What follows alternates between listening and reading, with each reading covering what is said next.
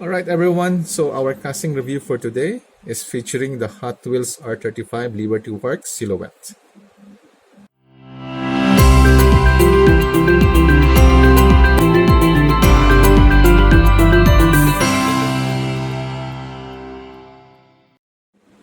Alright, good day everyone. So what we have here is the two version of the Hot Wheels R35 Silhouette. So the blue one is the first release, the first color, and the red one is the second color. The blue one I think already released on some countries, while the red one, this one is an upcoming release. I just managed to got lucky to have it earlier. All right, so just a quick review on this R35 Silhouette. Let's just use this red. Right, so details on this at the front, very good details on the grill. You can see very good decals at the front and some red lining to give it some additional details.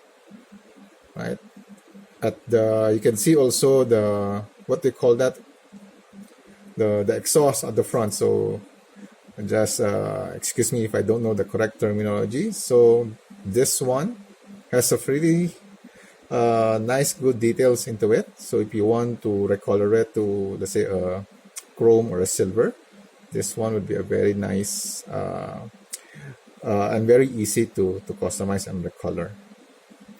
Okay, the front light is just the basic Hot Wheels plastic, nothing much here. Okay, looking at the side, just a standard, I mean normal Hot Wheels details. You have the Liberty Walk at the side, right? You can see a very good details here, the trademark of Liberty Works, right? See, it's a very, this one is a very wide car. Right, the decals on this casting and even on the blue one is just okay, nothing too fancy, just the standard one. If you're asking about the wheels, it's using a standard 10 mm or any JDM wheels, but just take note, the front wheels is 10 mm long axle, but the back is 10 mm extra long axle. So just take note, if you want to customize it and change the wheels in the future, your normal JDM wheels will fit the front, but it will not fit the back because this one is extra long, right? Why Hot Wheels did it, I don't know, right? But just for you to take note in case you're preparing some wheel swap in the future. Okay, at the back here, so you can see Hot Wheels logo as a at the plate, GTR logo, and then you have the lights here, right? Nothing too fancy, but Hot Wheels had done a very good details in detailing the black part here. So if you are patient enough, do some hand painting, can do some detailed painting on this one. This one will give you a very nice details and some very good separation of colors as well. Right, let's look at the top view. Nothing too fancy, no decals, no any other items here.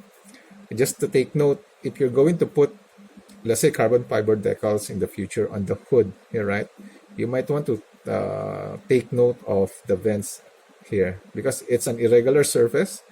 So just be ready with your decal softener to make sure that the decals adhere to those uneven surface there. Okay, and then for the tail, pretty good details on the tail. A bit too thick for my liking, but I think this is the minimum that they can use since this one is purely die-cast. I think anything thinner than this one might have some production issues, so I really don't blame Hot Wheels for that. I think this one just to make sure that it don't easily get damaged, plus also production is quite easy. But you can see some very good, nice detailing on this, right? Even you can do a hand painting to separate this one. It's a very good separation between the main body and the tail itself. Okay, and you got some Liberty Walk decals there at the side. Okay, focus. All right, and if you want skeletal view, this one that I have is the unreworked version. So this one, how it looks like. Yep, nothing too fancy here. And of course, for this model, you have the side mirror. I think everyone really wants to have that side mirror added on the cars right now. So, okay. And then this is the light. If you want to color it, let's say a yellow or black, you can paint it separately, right? My only nitpick here on this, and I think even on the R35, is because why they didn't put any why is it cut off here? I don't know what the terminology used here, but this one should be a guard here to continue here, right? But they mostly rely on the windshield, the plastic windshield, to build that. So if you want to really make it a bit more realistic, you might want to color this red or black, depending on what's your preference, right? But aside from that, nothing much. Now, pretty standard interior, right? Some nice details here. If you're a fan of putting additional details, you can have this repainted, make the seats red, or depending on the color scheme that you wanted to do, right? And this one is for the base itself. Okay, so just a test. So I mentioned earlier, both are 10 mm, but the front one has a long axle. The back is extra long. What will be the impact? Let's say I remove the wheels, I swap the front going to the back. It will not fit. You cannot make it fit. See here?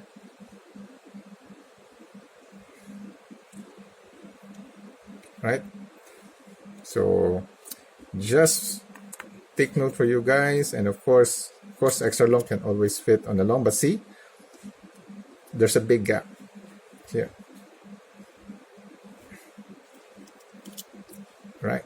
So that's the major difference. I don't know why, but I think Hot Wheels made the back a bit wider. The reasoning, I don't know, right? So you need to be extra creative on doing a wheel swap on this to make sure that it fits the back part. All right. So what I have here is the blue version. This is the first version, and you might ask, where's the decals? Well, I remove it, right? Because I want to see how the actual body will look like so that I can plan how to create my custom decals here. Right? If you're asking, how did I remove decals? I just use, you can try any brand, but I'm using this whiteboard marker here. I think most, you can find other tutorials in YouTube that they can suggest whiteboard marker that's within your area. So what you just do is, you basically just need to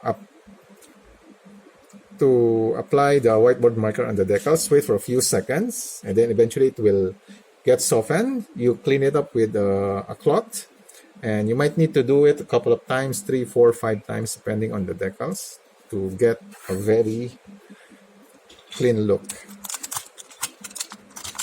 right? So what I did here is, so I just want to see how the decals, how the main body will look like without the decals, so that I can plan which area is a bit problematic in case I want to create decals or I want to apply decals. So mostly the problematic area here is this one. It's very hard for you to apply a decals from the main body going straight because of the uneven surface, right? And also the one here. right? You just need to really plan how to put your decals so that it will actually fit into those uneven areas, right? And also, of course, on the uneven areas at the hood. But aside from that, this one is a very nice, very clean looking one.